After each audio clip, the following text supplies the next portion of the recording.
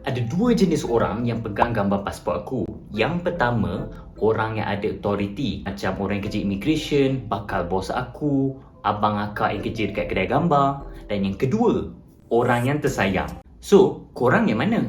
Hai korang, aku Amirul Akmal dan ini adalah Moview, di mana aku akan memberikan pendapat aku tentang sesebuah filem dahulu dan sekarang. Untuk episod kali ini, filem yang aku pilih adalah filem Malaysia yang diriliskan pada tahun 2000.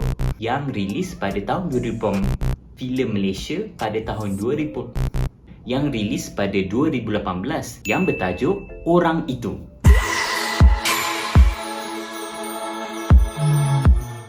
Filem Orang Itu telah diarahkan oleh Loh Ngai Yuen dan dibintangi oleh Sophia Jane, Carmen Su, KK Wong, Reza Minhad dan ramai lagi. Wait, sebelum korang gerak daripada video ni, aku faham mesti ada yang tanya kenapa Sophia Jane? Aku mempunyai Sophia Jane ke? Sebab sebelum ni pun movie yang aku buat tentang Sophia Jane. Boleh tengok kat sini lah.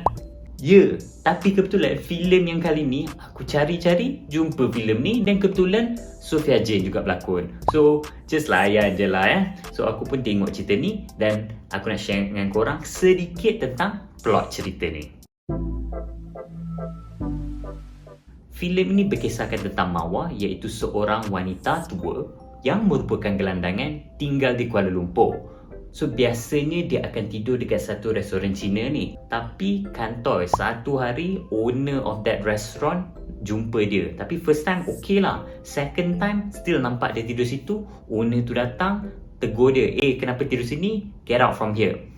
From there, their relationship between this old lady iaitu Mawar dan juga the owner with his family, sebab family dia ada wife dan juga anak lelaki, budak sekolah rendah. So hubungan satu keluarga tersebut dan Mawar mula berputik. So itu sedikit tentang plot lah untuk cerita ini. So seterusnya tentang acting. Kita tahu Sophia Jane seorang pelakon yang dah ada dalam industri ni quite long time. So in terms of lakonan tak ada problem sangat. Even other characters yang dah dewasa, actually lakonan diorang not bad lah. Cuma mungkin untuk yang budak-budak, lakonan still nampak basic. As long as the story itself tak ada macam get affected, bagi aku okey sahaja. So seterusnya aku nak cakap tentang tema.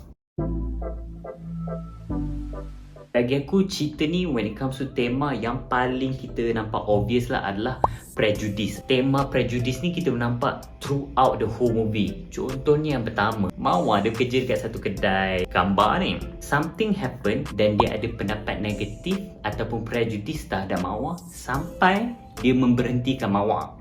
Another character, the guy which is the restaurant owner pun dia prejudice terhadap Mawar sebagai seorang yang bangsa lain dan juga background Mawar tu sendiri. Even because of dia sebagai seorang yang prejudice menyebabkan anak dia pun ikut apa benda yang dia buat. Prejudice terhadap Mawar juga. Seterusnya ada prejudice terhadap satu karakter ni di mana dia adalah seorang OKU. Apa yang jadi dekat dia, waktu dia bekerja dulu, dia telah diberhentikan dan mereka prejudice terhadap dia sebagai seorang yang OKU. So aku nak share personal experience aku lah. So ada satu bangunan ni, ada beberapa syarikat dekat situ. So ada satu syarikat ni dia ambil pekerja OKU.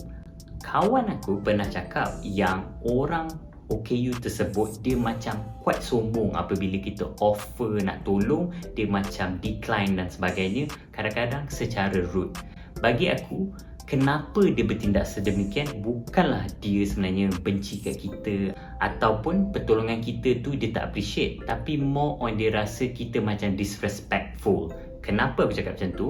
Sebab kita selalu ada this mentality, kalaulah aku sebagai OKU tersebut mesti aku nak pertolongan dan sebagainya. Tapi kita patut fikir juga, orang tu contohnya sepanjang hidup dia sebagai seorang OKU, yes, memang kehidupan dia ada kekurangan sedikit, tapi dia mampu untuk terus hidup macam orang biasa sebab dia tahu cara macam mana untuk dia survive dalam dunia ni. Jadi, bila kita offer pertolongan dan dia decline, nothing to do with us as a human, it's more on dia rasa lah sebab kita being disrespectful. And then kita ada this whole prejudice towards orang tu sebab kita rasa macam orang ni sombong, kau ni dah lah ... which is sebenarnya bagi aku sangatlah tak baik sebab kita hidup berharmoni pelbagai bangsa, pelbagai jenis orang.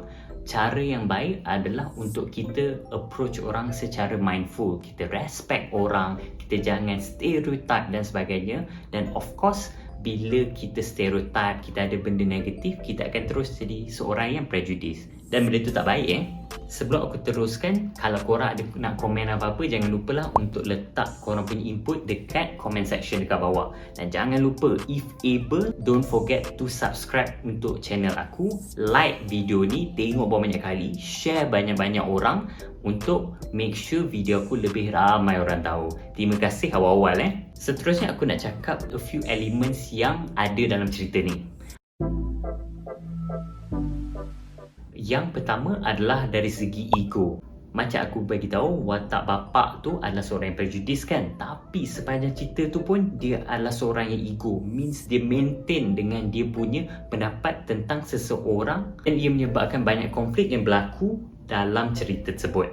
Yang kedua adalah hope. Walaupun hidup Mawar di bawah sebagai gelandangan, hidup susah, orang tak suka dan sebagainya, tapi dia maintain untuk still follow, teruskan hidup. Dan bukan hanya karakter dia je, ada banyak karakter yang lain. Contohnya isteri kepada bapa yang ada pengalaman waktu dia kecil menyebabkan dia ada persepsi yang berbeza kepada Mawar. Dan because of that, there's a hope for her to help Mawar itu sendiri. So itu saja tentang elemen. Yang terakhir aku nak cakap dari segi conclusion dan berapa aku nak rate cerita ni. All in all, bagi aku cerita ni dari segi plot tak adalah complicated sangat. Cuma apa yang dibawakan iaitu tema dia sangatlah berat sebab kita cakap tentang prejudice, kita cakap tentang racism juga, kita cakap tentang benda-benda yang biasanya orang tak selesa untuk cakap. Aku sendiri sebagai penonton, aku macam a few times aku fikir, serious lah, aku stop a few times just to think about it and just to fikir, have I done enough to other people? So message dia yang aku nak cakap adalah we can be better as society. Kita treat orang secara baik so that kita boleh hidup secara harmoni. So itu dari segi konklusi filem ni lah. Dan rate yang korang tunggu-tunggu sangat, filem ni aku rate 7.8. So itu saja movie untuk episod kali ni. Jangan lupa untuk tonton movie akan datang. Bye bye.